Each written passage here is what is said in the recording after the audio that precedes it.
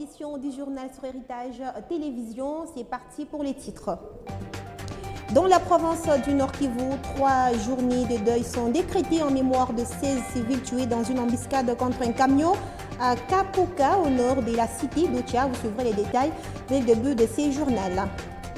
Et puis, dans la province du Haut-Katanga, de nouvelles mesures de censure ont été annoncées sur les contenus des chansons des artistes à musiciens. Dans ces journaux, vous suivrez les réactions de quelques artistes, le choix quant à ceux. Et puis, Pegasus, un logiciel conçu pour espionner au monde environ 50 000 numéros de téléphone des acteurs politiques et des journalistes. Quelles conséquences sur les plans diplomatiques entre les nations et quels comportements adoptés face à ces logiciels malveillants? Les avis des experts sont à retrouver dans les dossiers d'Israël Nkeba. Voilà tout pour les titres. Bienvenue à tous si vous nous rejoignez sur la télévision à Grande Vision. Dans l'est de la République, nous sommes dans la province du Nord Kivu. 16 civils ont été tués dans une embuscade. C'était le jeudi 22 juillet contre un camion à Kapoka sur l'axe routier Tchani-Tchani-Maïmoya à 40 km de la ville de Béni. L'attaque est attribuée aux membres présumés du groupe armé des forces démocratiques alliées. Un récit qui porte la signature des Jean Baye. Suivez. Il s'agit des 11 adultes, 6 femmes et 9 hommes, ainsi qu'un enfant, tous tués par balle, alors qu'ils revenaient du marché qui s'organise tous les jeudis sur l'axe Maïmoya et Tchani-Tchani, où a eu lieu l'embuscade. Suivant les bourgmestres d'Oicha, Nicolas Kikuku, tous les 16 corps ont été amenés à la morgue de l'hôpital général de référence d'Oicha. 6 blessés sont sous les soins dans une structure de santé. Cette recrudescence de cas de tuerie indigne la société civile de Ucha qui dénonce le manque d'opérations d'envergure dans cette contrée malgré l'état de siège. Les Nord Kivu et la province voisine d'Eluturi sont placés depuis le 6 mai en état de siège pour lutter contre les groupes armés qui terrorisent les civils. Le président Félix Tshisekedi a remplacé les autorités civiles par des officiers de l'armée et de la police. À l'origine des rebelles musulmans ougandais, les ADF ont fait souche depuis près de 30 ans dans l'est de la RDC, d'où ils n'attaquent plus depuis longtemps l'Ouganda voisin. Les ADF sont le plus meurtriers parmi la centaine des groupes armés actifs dans l'est congolais. Ils sont accusés des massacres de civils ayant fait au moins 6 000 morts depuis 2013, d'après un bilan de l'épiscopat congolais. Depuis avril 2019, certaines attaques de ADF sont revendiquées par l'organisation djihadiste État islamique via ses canaux habituels sur les réseaux sociaux. L'EI désigne les groupes comme faisant partie de sa province d'Afrique centrale. À mars, les États-Unis ont placé les ADF sur la liste des organisations terroristes affiliées à l'EI. Dans plusieurs messages, des combattants rebelles se sont réclamés de l'EI. De nombreuses questions se posent cependant sur la réalité et la profondeur de ces liens supposés. Sur ces mêmes chapitres, 3 journées de deuil sont décrétées en territoire de Béni, dans la province du Nord Kivu, en mémoire de ces 16 civils, dont 6 femmes tuées le jeudi 22 juillet dernier dans une embuscade contre un camion à Kapoka sur l'axe routier Tchani-Tchani-Maïmoya au nord de la cité d'Ocha. Cette série de journées de deuil débute ce vendredi, précisent les forces vives du territoire de Béni dans une déclaration. Jean-J. Kassaïrio, l'un des représentants de la société civile de Béni, explique que cette période sera consacrée à l'inhumation des corps de victimes et organisation de deuil dans différentes familles. Tous les 16 corps sont encore à la morgue de l'hôpital général d'Ocha et ne sont pas encore pris en charge. Des pleurs et désolation sont à constater dans la cité d'Ocha. À titre de rappel, 16 civils ont été tués dans une embuscade contre un camion du type Fuso le jeudi dernier à la hauteur de Kapoka, un village situé sur l'axe routier Tchani-Tchani et Maïmoya. Restons toujours dans cette partie de la République démocratique du Congo. Dans la ville de Béni, 18 personnes ont été interpellées le jeudi 22 juillet par les éléments de la police nationale congolaise. C'était lors d'une nouvelle opération de bouclage menée dans le quartier Tamende et Matongé dans la commune de Moulekera. Les détails avec notre correspondant sur place, Roger Kakouliari. Ces personnes au nombre de 18, dont 7 militaires, ont été interpellées par les éléments de la PNC coalisés aux militaires FARDC lors d'une nouvelle opération de bouclage menée dans le quartier Tamende et Matongé à commune Moulekera. Outre des interpellations, les forces de l'ordre et de sécurité ont récupéré 4 armes du type AK-47, des flèches et une importante quantité de chanvre et plusieurs billets supposés volés. Le commissaire supérieur principal Narcisse Kachale Mouteba, maire de la ville de Béni, salue la détermination de ses services de sécurité à restaurer l'autorité de l'État et la sécurité dans la ville. Nous n'allons pas baisser les bras parce que nous voulons qu'il y ait la paix ici à Béni. Nous voulons que la population se sente libre parce que la population est tellement coincée par des crimes chaque nuit. Alors nous avons décidé aussi de passer à la vitesse de croisière. Voilà qu'aujourd'hui encore nous avons bouclé à Tamende. Nous avons récupéré 4 AK-47. Il y a aussi beaucoup de munitions que nous avons récupérées, des chanvres à fumer. Et il y a aussi de lance-flèches que nous avons récupérées. Donc il y a beaucoup de choses. Alors, nous n'allons pas baisser les bras. Nous allons toujours continuer à travailler ainsi jusqu'à ce que la paix et le calme viendra ici à Béni. Il appelle la population à avoir confiance aux services de sécurité et surtout dénoncer tout cas suspect. La population, elle nous accompagne. C'est une population très courageuse. Elle nous accompagne. Elle est en train de dénoncer beaucoup de choses. Et nous sommes en train de suivre tout ce que la population est en train de nous donner comme piste. Et cela produit toujours des fruits. Donc le message que je lance encore à la population, c'est que la population ne baisse pas les bras. Qu'elle continue à soutenir l'état de siège. Voilà le résultat.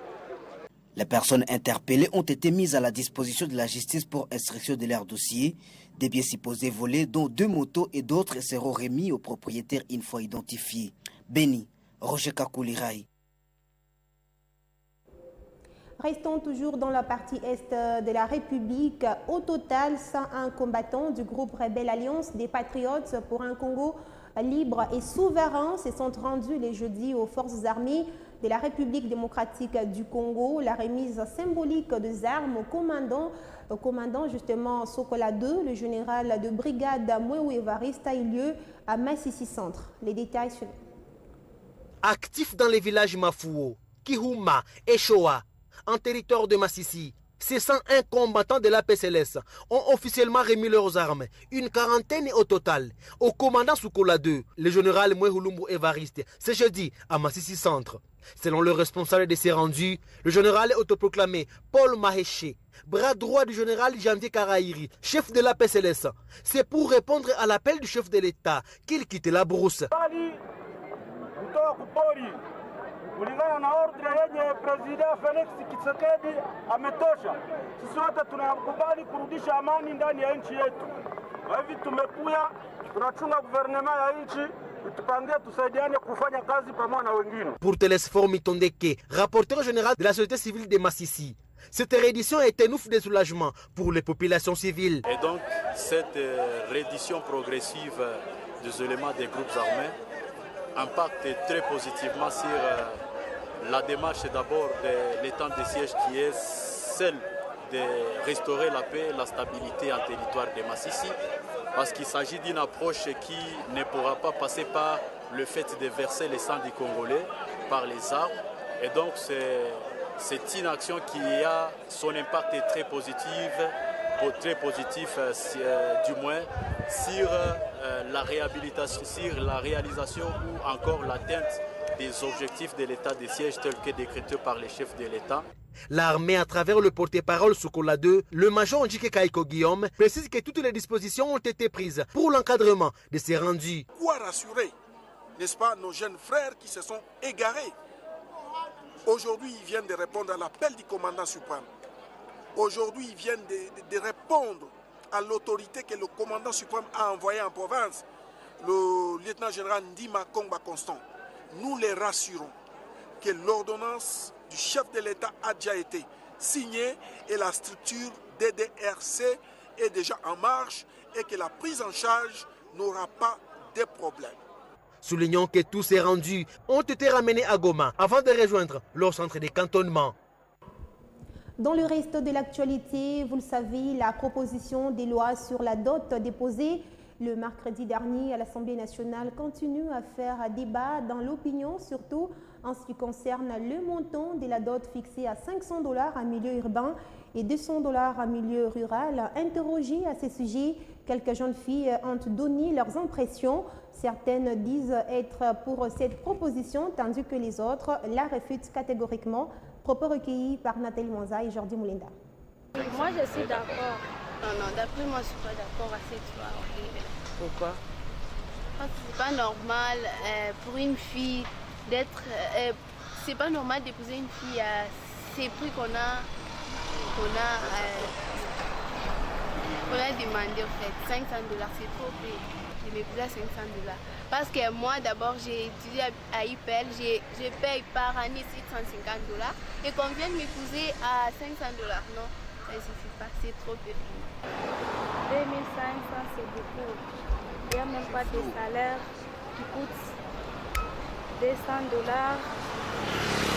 Bon, tu vois, c'est $50, $100. Maintenant, comment l'on peut trouver les $2000 là? Il y a trop de gens, seulement la maison. Les $500 là, c'est bien. C'est bien. Pourquoi je peux refuser? Pourquoi refuser si mon mari a beaucoup d'argent? Ça va nous aider chez nous, à la maison. Maintenant, s'il donne tout chez nous, on va souffrir. Autre chose dans ces journaux, dans la province du Haut-Katanga, je le disais dans les titres, des nouvelles mesures des censures ont été annoncées pour les contenus des chansons écrites par certains artistes musiciens. Ces derniers sont accusés d'être porteurs de messages à caractère incitatif à la haine. Le directeur provincial de la Société congolaise des droits d'auteur et des droits voisins, Sokoda en sigle, est revenu sur quelques principes qu'un artiste devra respecter et en réponse, l'un des artistes louchois a partagé ses sentiments dans ses propos recueillis par Israël Mouteba. Suivez. La province de Katanga, c'est maintenant là que nous avons la commission de censure. D'ailleurs, la Sokoda est parmi les membres de la censure provinciale, dans les comités provinciaux.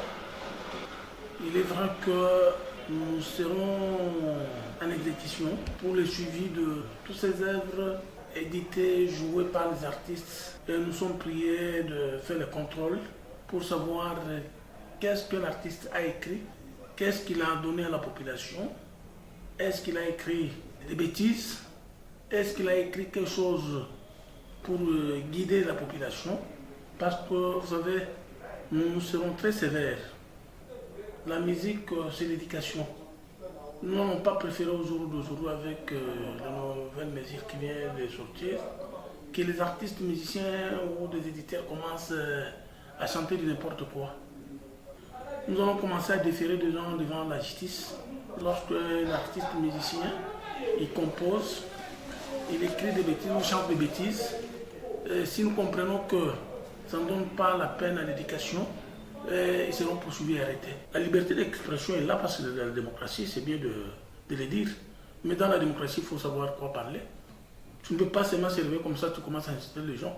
Ça, c'est l'impolitesse. Il est artiste, il y a censure, mais vraiment, il n'est pas au contre.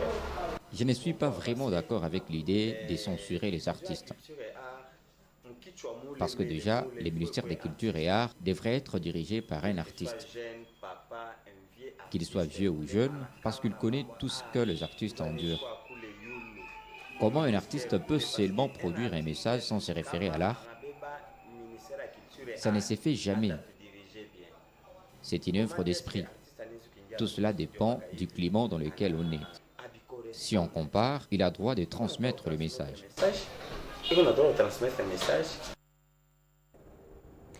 Pegasus, un logiciel espion conçu en Israël qui fait le buzz partout à travers le monde. Il est connu pour ses énormes performances, notamment l'accès aux fichiers multimédia, mots de passe, écoute des appels et autres sans que l'utilisateur ne s'aperçoive.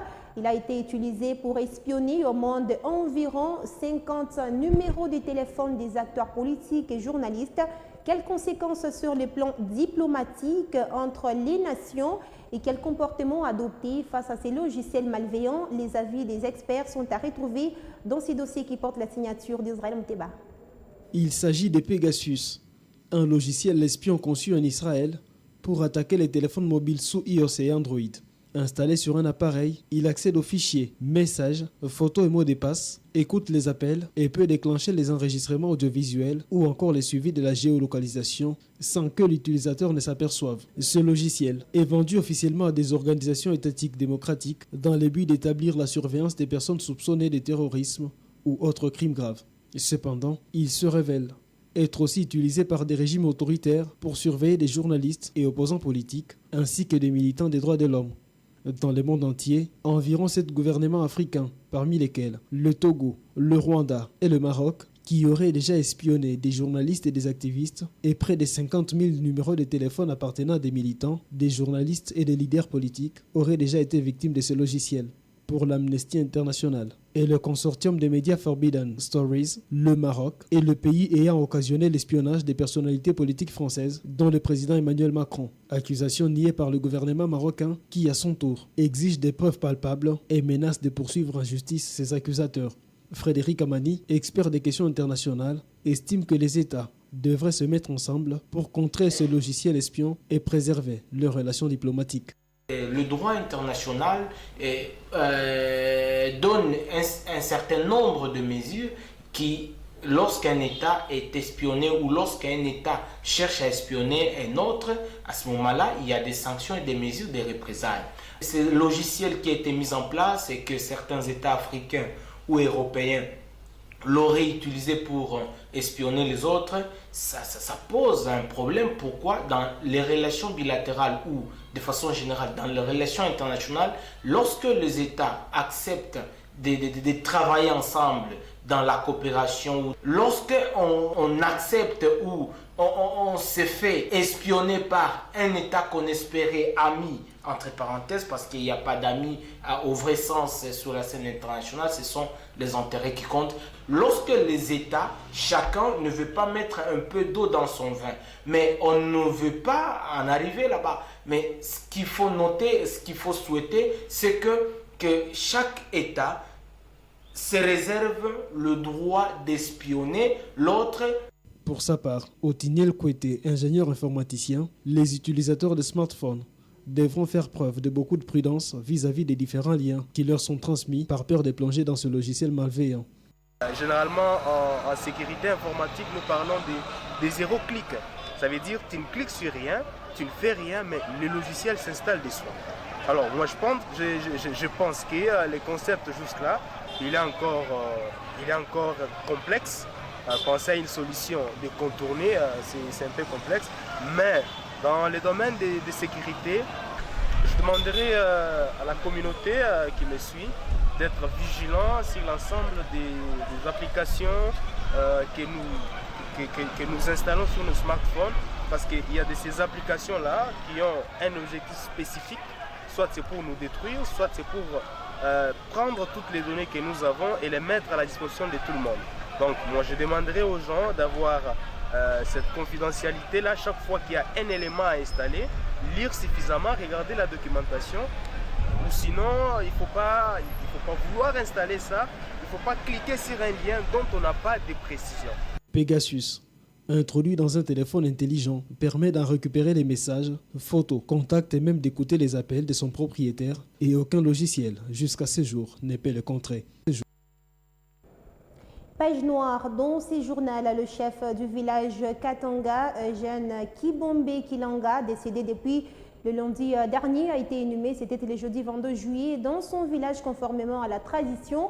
Le gouverneur de la province du Haut-Katanga, Jean Kabula Katoué, a pris part à ses obsèques. C'est un reportage d'Esther Dur et Basile Bilali. Regardez. C'est dans l'enceinte du Palais Royal qu'a été organisée la cérémonie funéraire du chef Katanga. Ici, le portrait de l'illustre disparu a été exposé selon les exigences de sa coutume. Quelques députés provinciaux, le gouverneur de province Jacques Kabula Katoué, son vice, les membres du gouvernement provincial et les autorités traditionnelles de la province du Haut-Katanga et d'ailleurs y ont pris part. De son vivant, le chef Katanga était fervent chrétien catholique. Respectant la foi du défunt, une messe a été dite en sa mémoire. Dans son homélie, l'officiant du jour a signifié à l'Assemblée que la mort, certes, attriste les humains, mais celle-ci est un passage d'une vie terrestre à celle éternelle. Il a conclu son message en saluant la crainte de Dieu qui caractérisait le défunt malgré son rang social. Après la messe, place au discours des officiels. L'administrateur du territoire de Kambove, passant par le chef coutumier, ont pleuré le grand acteur du développement du coin avant d'appeler la population du regroupement Katanga à l'unité et à s'aimer mutuellement jusqu'à l'installation de son 13e chef. Prenant la parole, le gouverneur de province, Jacques Kaboula Katoué, émet le vœu de voir le chef qui sera établi poursuivre l'œuvre du développement amorcée par le défunt. L'autorité provinciale invite ses administrés de cette partie du Haut-Katanga à rester unis en facilitant l'installation du prochain chef. Tunamiomba mubakie mukimya na wakati itaku yako ya kuchakula chef selon tradition, selon coutume na kuyua wale wako mligne ndio wale watakuya na possibilité ya kuwa choisi comme chef. Et nous allons veiller ici comme autorité, ministre wa intérieur, tout à veiller pour que mambo ipitikane muzuri na tukuye na chef mwingine. Mwafayi komanda. S'en est suivi le dépôt des gerbes des fleurs devant le portrait du défunt. Le couple du gouverneur Jacques Kaboula Katoué va donner le go. Il sera suivi des députés présents à la cérémonie, des membres du gouvernement provincial, des chefs coutumiers, de la famille du défunt et autres personnalités présentes. Intronisé en 2005, le chef Katanga est décédé à 40 ans après 16 ans de règne. Selon la tradition du coin, le chef sera inhumé dans la nuit du 22 juillet 2021 et cela en toute intimité. Paix à son âme. Que l'âme de l'illustre disparu repose en paix. Mesdames, Messieurs, ce journal est terminé. Je vous en rappelle le principal titre. Dans la province du Nord Kivu, 3 journées des deuils sont décrétées en mémoire de ces civils tués dans une embuscade contre le camion.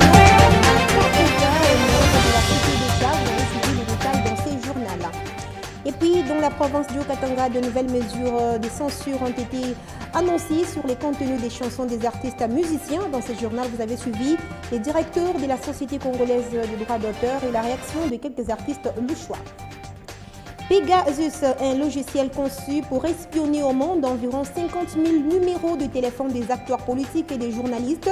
Quelles conséquences sur le plan diplomatique entre les nations et quel comportement adopter face à ces logiciels malveillants? Vous avez suivi les avis de certains experts dans le dossier d'Israël Mouteba. C'était le journal de la rédaction que j'ai eu le plaisir de vous présenter. Merci à vous de l'avoir suivi partout à travers le monde. N'attendez pas d'être heureux pour sourire. Souriez plutôt afin d'être heureux. Je vous retrouve très prochainement car l'information reste en continu sur Héritage Télévision. À bientôt.